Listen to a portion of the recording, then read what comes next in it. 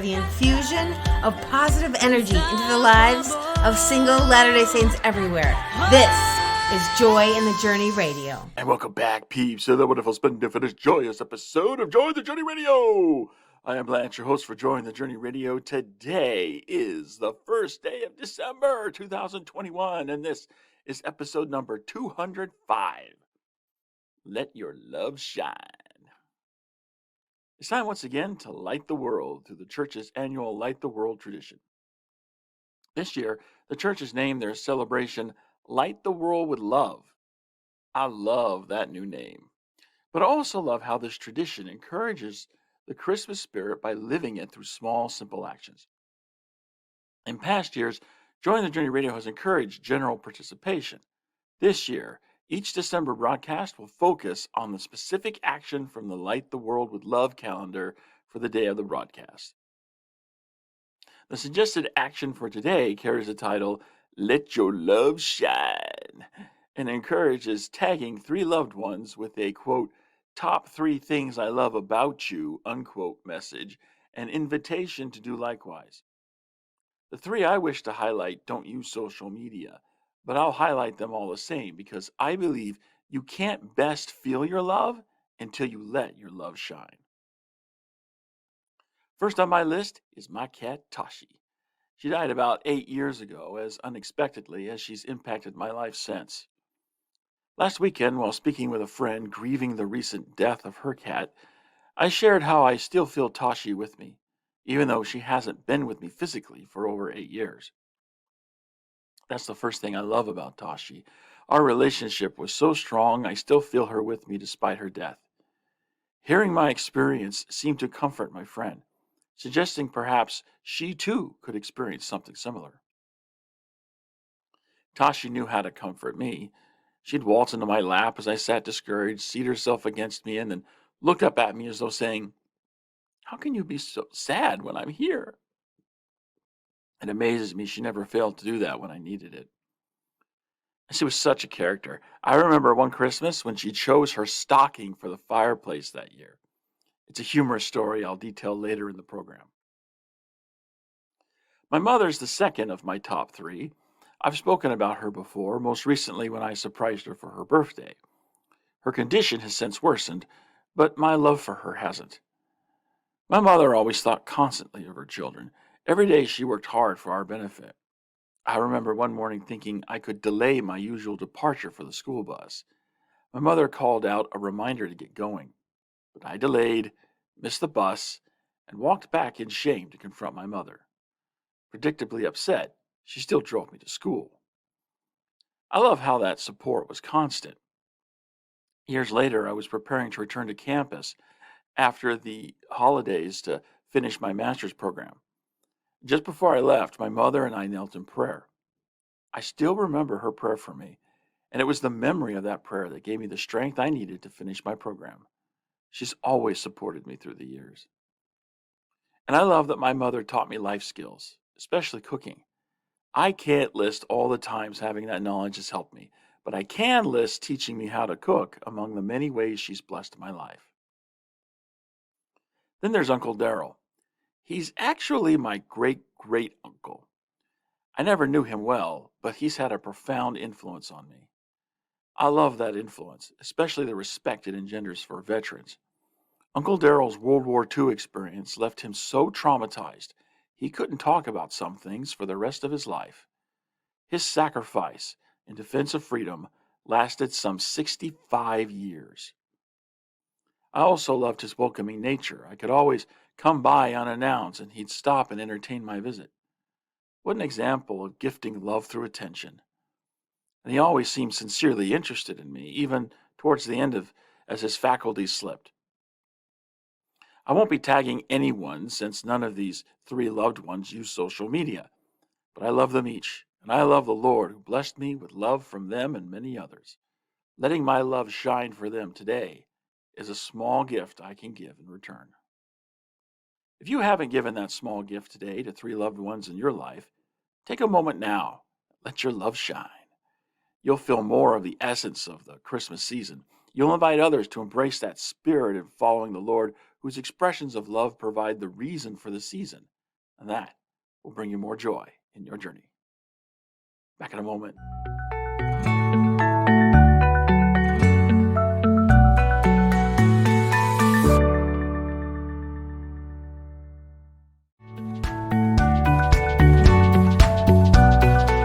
Joy in the Journey Radio. And welcome back, Pete, for that break. We are here in the JJ Zone, Joy in the Journey Radio. Today, talking about the church's program, Light the World, which they've renamed Light the World with Love. And I love that they put in the love with the Light the World with love. So, longtime audience members, or even if you're not an audience member, you'd be familiar with this annual tradition the church started a few years back. They put out this calendar, right, for the month of December. And each day for the month of December has a suggested act of service. And the whole idea is that we should spread the Christmas spirit by living the Christmas spirit. I love that. I absolutely love that.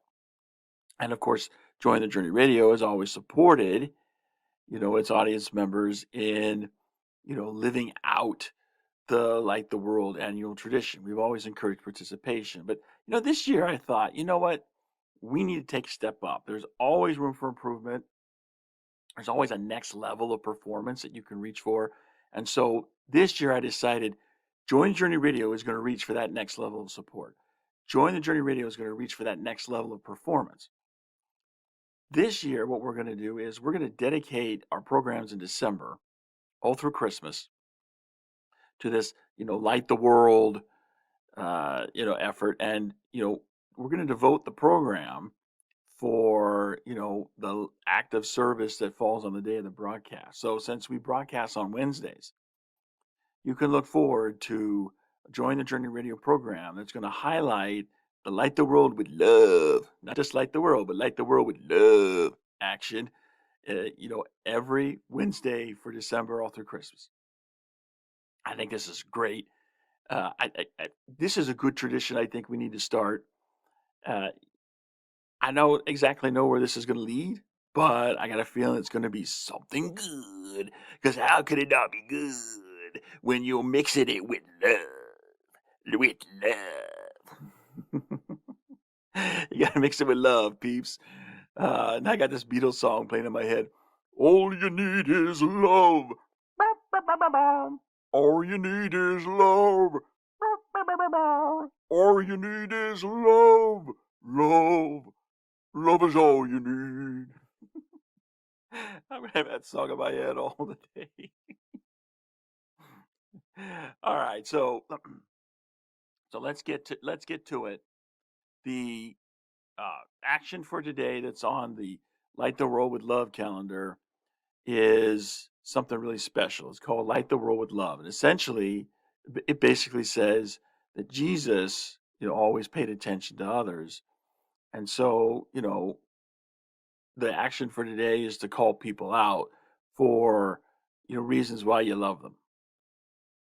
And this is beautiful.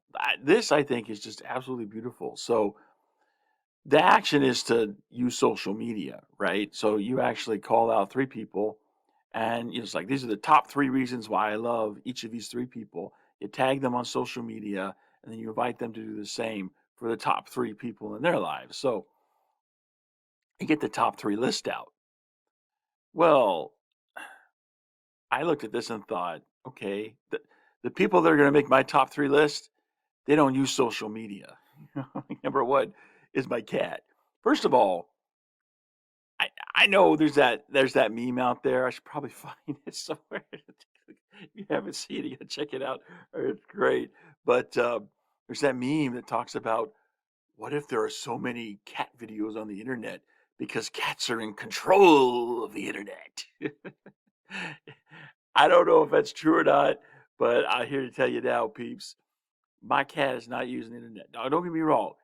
Tashi, that was her name. Tashi was a character, right? She was a character. She was a total joy to have in my life. There were some there were some aspects of being with her and having her in my life that just Um, it was rough, when I got her from the shelter. I think she'd been abused before she went to the shelter because she had the most horrible habit of just devouring everything that was in her dish. And of course, that's not natural for a cat. So no matter how much I gave her, whether it was a little or a lot, she would devour the whole thing.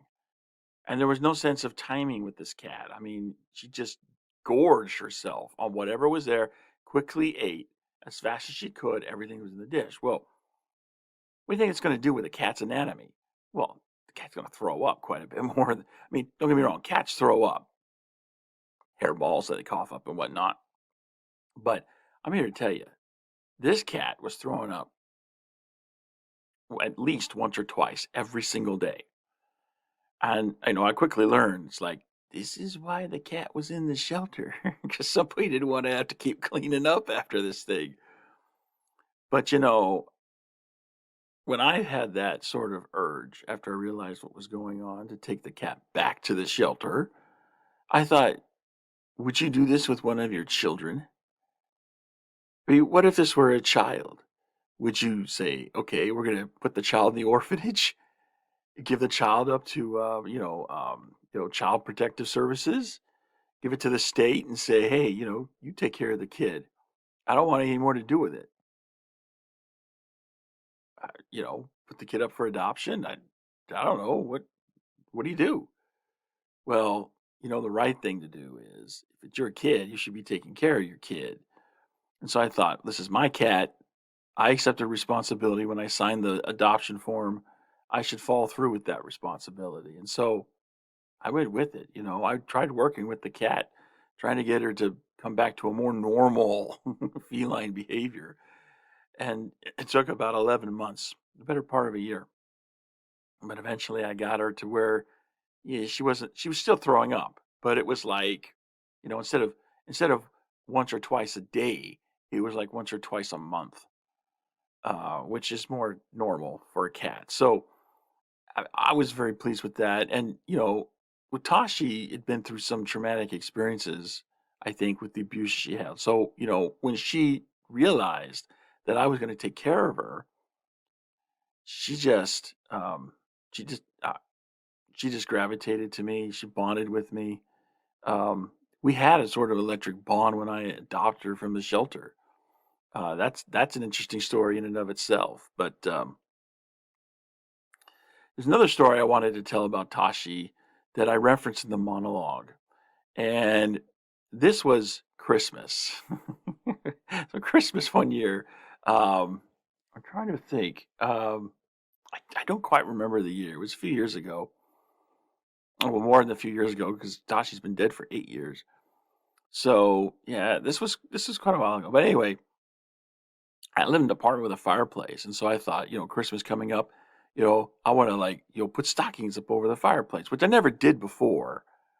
I never really did that before because I mean, who's gonna put up stockings? It's just me, right? It's just, I mean, if it's just yourself, why are you gonna put up stock? What's the point of that? But here it's like, okay, so I got Tashi in the house. I'm gonna put up stockings. So I bought these cute little stockings. Okay, there was one green and one red, and I brought them home. And of course, every time I bring something home, I set things up on the table, and that cat jumps up on and starts sticking her nose into the bags and wondering, okay, what's going on here? What'd you bring me? I said, hold on here, cat. Just hold on. So I started unpacking everything. And I got to the stockings and I showed it to her. I said, "Now look, I'm gonna put stockings up over the mantle here at the fireplace, and one of them's for me and one of them's for you. But I'm gonna let you choose which one you want, and then I'll take the other one." And she sat here on the table, she looked at stockings. She looked at me. It's just like she's saying, "Are you serious? What is this?" I mean, it's to say, "Don't bother me with trifles." I was like, "No, seriously, pick the one you want." And she's like, and we just that's I mean, there's nothing from her, right? So I'm just like, okay, tell you what, I'll hang up the stocking and then, you let me know sometime which one you want. I kid you not. Like, as soon as I had those stockings hung on the fireplace mantle, that cat jumps up on top of the mantle, and, leans over, and I think she picked the green one. She started batting away at it, batting away, batting away, batting away. I mean, it was just like crazy. Like like it was some life or death situation. Like, I gotta kill this thing to live. And so I was like, okay, great. You want the green one? You get the green one. That's great. Uh, so that was great. And so, we uh, yeah, so okay. I've got everything put away now. How about a Christmas movie? I love watching movies with Tashi. It's great. So I picked out A Christmas Story, which classic Christmas movie, right? If you've never seen A Christmas Story, I regret to inform you that your education is woefully deficient. You need to check out A Christmas Story. Funny movie from I think it was the 80s. That must be why it's so classic, because it's an 80s movie. But it's about this kid, like during the 30s or the 40s, something like that. And it talks about like his Christmas memories when he was a kid. And the only thing he wanted was that um, he wanted this BB gun, right? This BB rifle. I forget. It was like Wild Ranger or something like that. Sounds like I need to watch the movie again. So, everyone keeps telling him, no, you don't want this BB gun. You shoot your eye out, kid. And so he goes through the whole movie with these experiences, trying to find, a way to get his, treasured Christmas prize present. And he does everything you think of. And he's just at his wits' end. And so he goes to bed at Christmas Eve, wakes up the next morning. And what does he get for Christmas? But his, Red Ryder or whatever it is, shotgun. It wasn't a shotgun. It was a BB rifle, but he probably thought it was a shotgun. All I know. So, so what does he do? He goes out. Of course, he wants to play with it. He wants to go shoot the thing. So he goes out and he shoots his eye out. It's a funny movie. Anyway, I'm sitting here watching this movie with the cat, and the cat's just kind of sitting up there on my coffee table, and the cat was just watching the movie there with me. And then when the movie was done, I sit there. I said, okay, I'm gonna light a candle and get some scent going in the place. So I light a candle and I get of course the flame there. There's like Tashi was just sitting right there looking at it. She eyes get big and wide. She's like, oh, So then I looked at her and I knew what was going on in her head. It's almost like I see the gears turning. Like, should I touch it? Should I touch it? So I looked at the cat. I was like, Tashi, if you touch that thing, you're gonna get burned. You're not gonna like it. And she looked back, and she just staring at the flames. And then I see the little paw come up and then come back down because she's hesitating because she heard what I said. She understood what I said, but what they say, curiosity killed the cat. So she had the little paw comes back up and she gets close to the flame and then she back away. And I was like, see, I told you you weren't gonna like that. It's just one episode after another. It's just you just get your heart knit with these animals. And so, when Tashi died unexpectedly, about 8 years ago now, I was just devastated. I mean, I was just heartbroken because I had a real bond and connection with this cat. But in the years since, it's gotten easier. But I still think about Tashi because I love Tashi. You don't just if you really love something or someone, you don't just you know throw it all away once what if they ever like get separated from you. It's if you really love somebody or somebody, there's a piece of them that's always there with you. And this is the thing. It was. I mean, this is what it's been for me with Tashi. It's just been 8 years since the cat died, but I don't feel like she ever really left me. She's not physically with me. There's no denying that. But she never really left me otherwise. I feel like she's still here with me. And so, That's what I love about this animal. This animal is such a blessing from my heavenly Father, and I'm well overdue for a break now. I'm going to take that break. When I come back from the break, we're going to look at the other people on my list. And yes, the other people on my list are not cats; they're actual people. so, so I'll see you there after the break. Stay tuned. Be right back.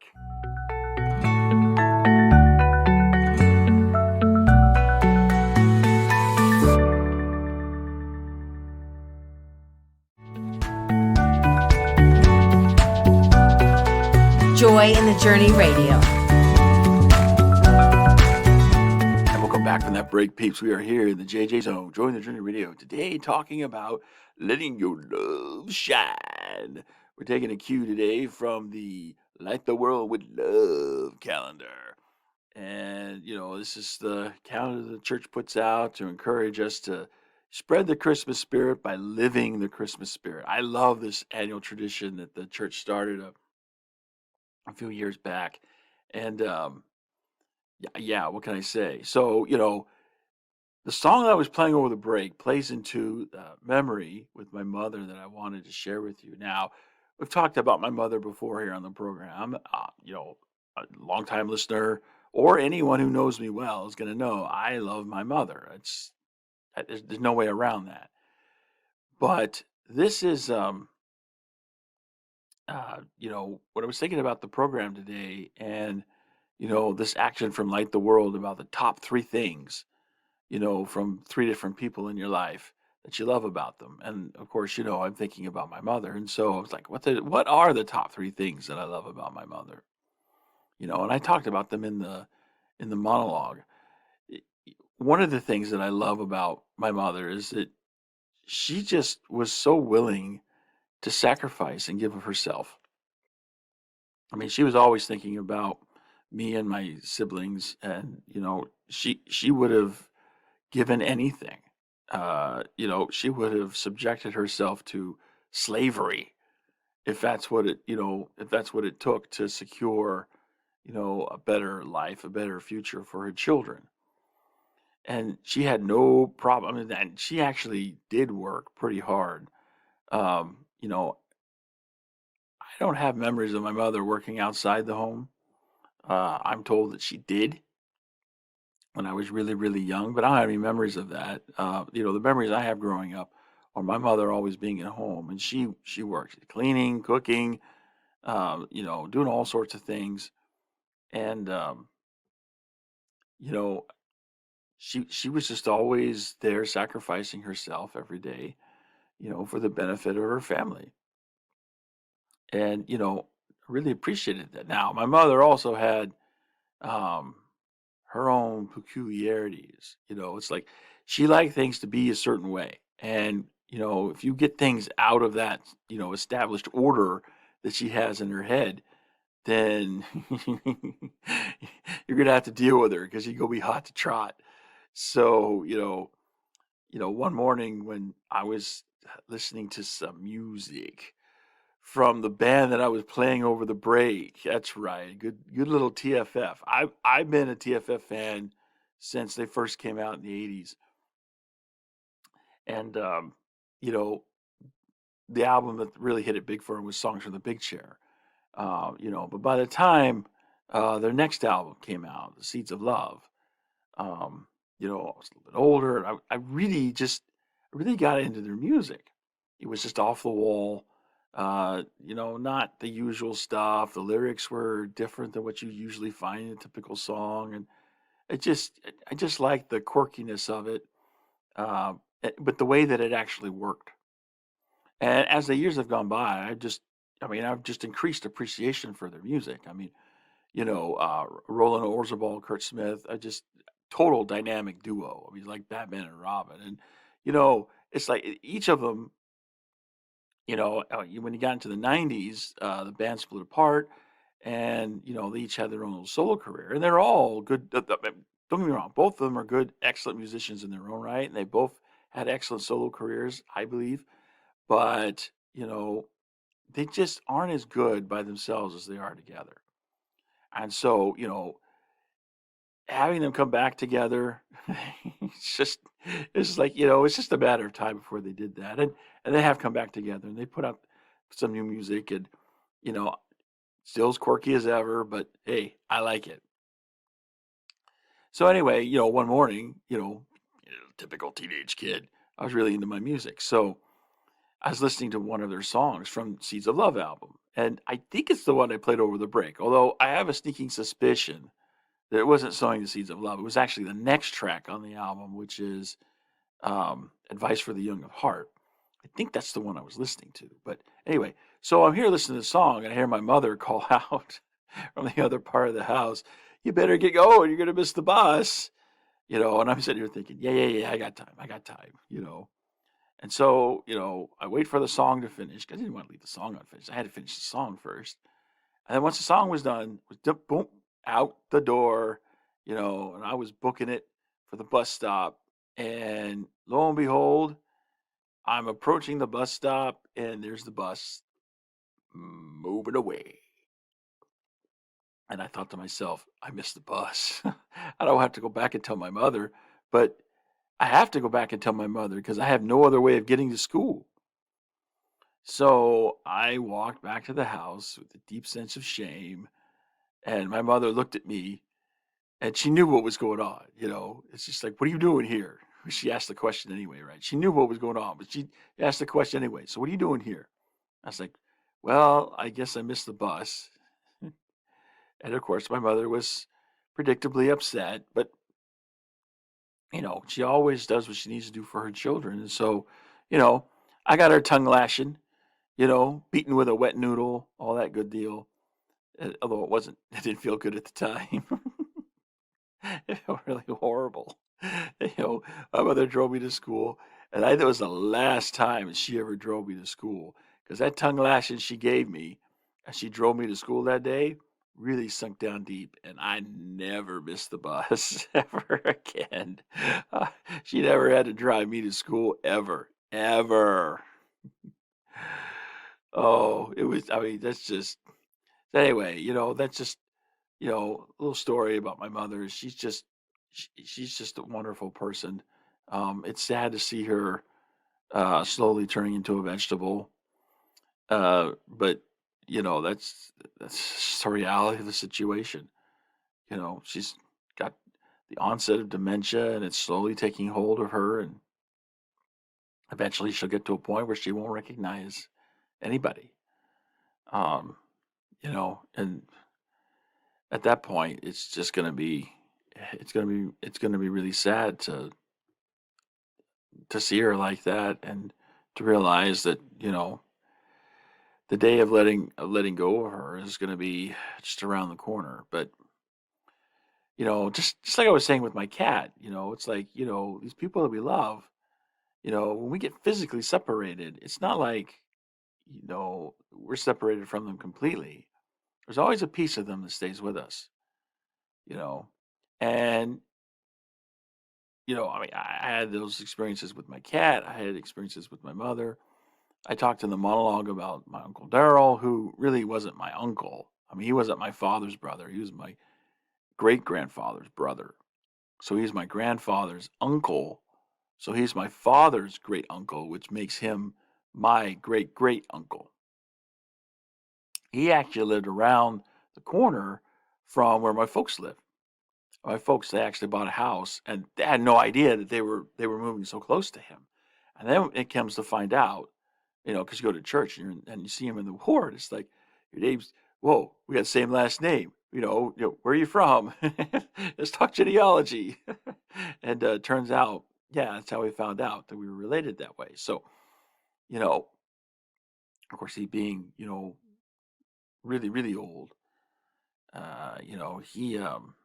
he'd been around for a while. He was on his last, he was in his retirement years. So when I got to know him, it was great. I just, take a walk, down the street, turn the corner, go down the street a little bit more, and there you are at Uncle Daryl's house. And like I said in the monologue, he was always welcoming.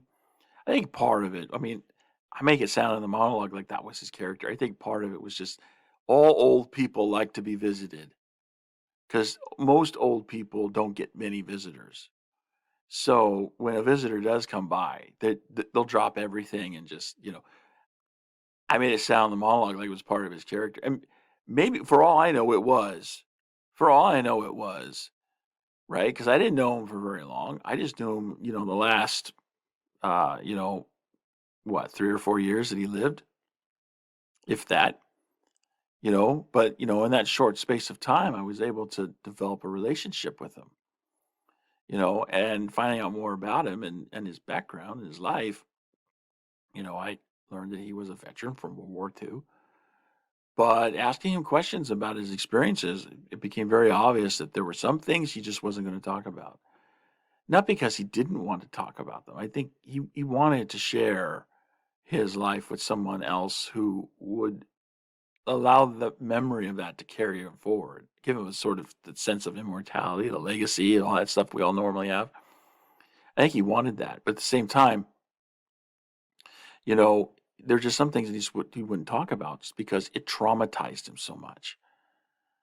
And, my experiences, seeing that trauma and the effect that it had on him, after so many decades, the man lived for like 65 years after the end of World War II, when he had these traumatic experiences.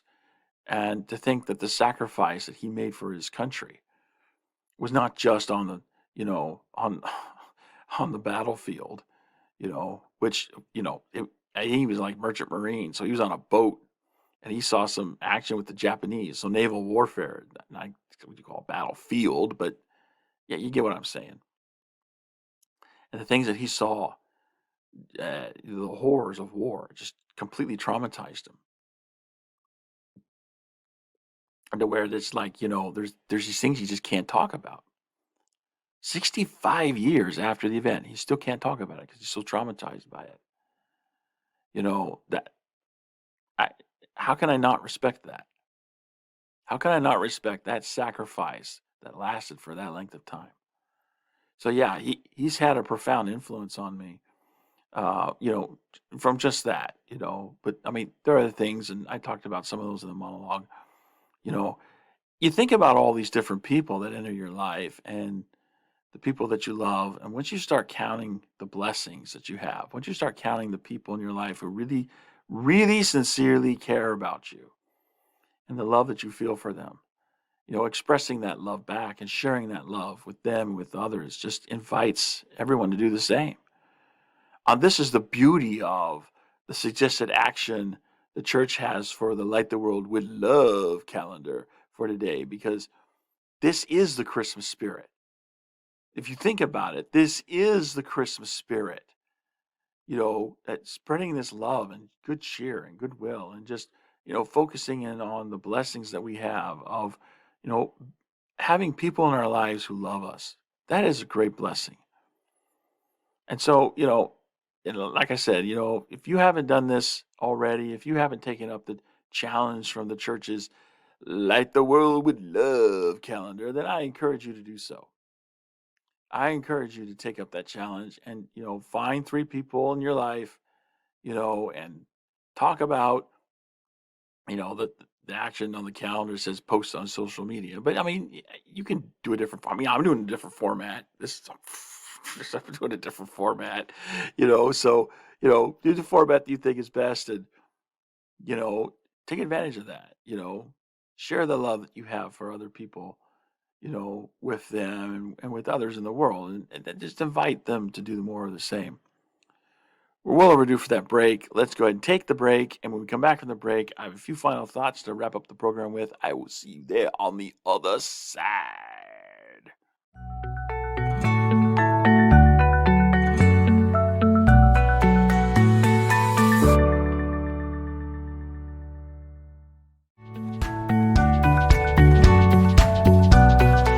Joy in the Journey Radio.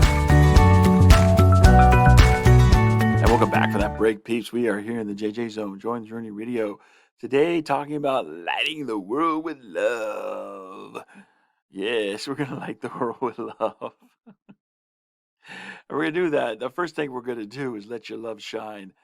Share the love you have for the people that are in your life, the ones that you truly love, the ones who truly love you in return. Share your love for these people with them and with the world. And just let your love shine. Give other people permission to do the same. Now over the break, little George Winston, get this into the Christmas spirit. I love Christmas. This is why I love Christmas, right? Because it's really it's a season of genuine Christ-like love. A season when, we can celebrate those good blessings that we have in our lives that are ours because of our Lord and Savior Jesus Christ. You know, the love of God is really the most desirable of all the things that we could acquire. Doesn't matter. Doesn't matter what it is that we're wanting in our lives. The most desirable thing that we could have, is it's the love of God. And it's just like the angel was saying in Nephi's dream of the tree of life. Like Nephi realizes this is the fruit of the tree is the love of God, which is the most desirable above all things. And the angel adds in, yeah, and the most joyous to the soul. This is, I mean, ultimately, if you really want to be happy in life, if you really want joy in your life, this is the way to do it. This is the way to go about it. This is the path that you need to be on. The train you need to be riding. Because, when you light the world with love, then, you open the door, right? What's wrong with my video? I'm like fading in and out. I'm like got little ghost things. It's like I'm sitting in the gateway to another dimension, a dimensional portal. Yeah, well, if I had my way, the other dimension's gonna be a world that's filled with cats, and there are gonna be no dogs. Not that I hate dogs. It's not that I hate dogs. I mean dogs. But I just love cats. And of course, top cat in that world is gonna be Tashi. So yeah, just there's so many ways the Lord has blessed each of us. We all have people in our lives who love us. We may not realize it.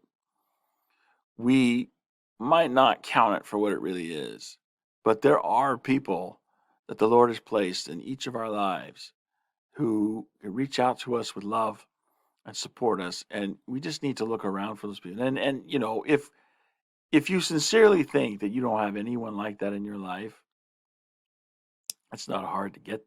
It's not hard to get that type of person in your life. It really isn't. It really isn't. I mean, and the way you do it is just by being that type of person.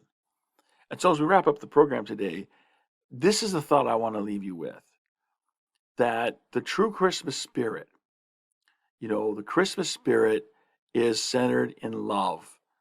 The love that our Savior Jesus Christ had when he endured the pains of the atonement, the suffering he had in the Garden of Gethsemane and on the cross at Calvary, the love that motivated him to go through that suffering and pay the price for death and sin. That love that motivated him is the love that we celebrate. It's the love that is the essence of the Christmas season. It is the reason for the season.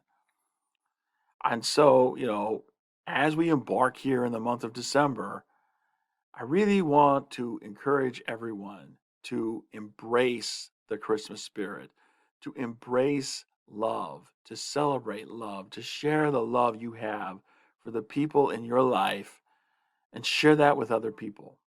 Share that with them and share it with other people. And, invite them to do the same.